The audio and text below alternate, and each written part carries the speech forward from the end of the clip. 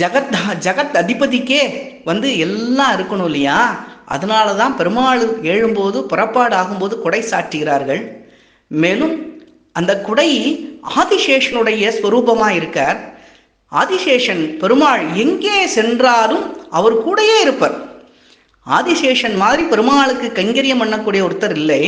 சென்னால் குடையாம், இருந்தால் சிங்காதனமாம், நின்னால் மரவடியாம், நீள்புணலுள் என்னும் புனையா மணிவிளக்காம், புல்குமனையாம், திருமாலுக்கு அரவு அப்படின்னு ஆழ்வார் சாதிக்கிறார் இல்லையா?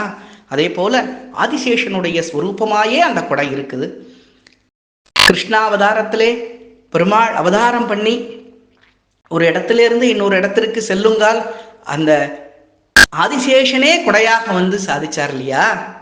ராமாவதாரத்திலே லக்ஷ்மணனாக பிறந்து அந்த ராமனுக்கு கைங்கரியம் பண்ணி குடையா இருந்து நிழல் போல இருந்து கைங்கரியம் பண்ணார் இல்லையா?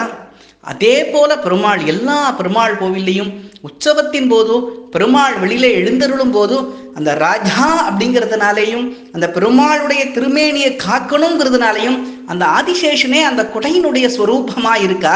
அதனாலதான் குடை சாத்திரா, ஒரு குடை சாத்திரா, 2 குடை சாத்திரா, ஒவ்வொரு கோவிலினுடைய அனுஷ்டானப்படி அந்த குடை சாத்திர வைபவம் நடக்கிறது. இந்த குடை அப்படிங்கிறது ஆதிசேஷனுடைய அம்சம்.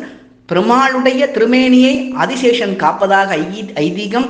மேலும் அவர் ஒரு ராஜாதி ராஜாவாக இருப்பதால் அவர் ஒரு நகர்வலத்திற்கு அவர் பெருமாள் எழுந்தரும்போது நகர்வலத்திற்கு எழுந்தருள்கிறார். ராஜா ஒரு நகர்வலத்துக்கு எழுந்தருள்கிற மாதிரி பெருமாள் எல்லா ஜனங்களுக்கும் காட்சியளிக்க ஒரு உற்சவத்தின் போது அருள் செய்ய எழுந்தருளும் போது அந்த கொடை ஒரு அவருடைய ஒரு மதிப்புமிக்க ஒரு பொருளாகவும் அவருக்கு ஒரு சாற்றுகிற ஒரு பொருளாகவும் ஆதிசேஷன் அம்சமாகவும் அந்த கொடை இருக்கு. தாசன்.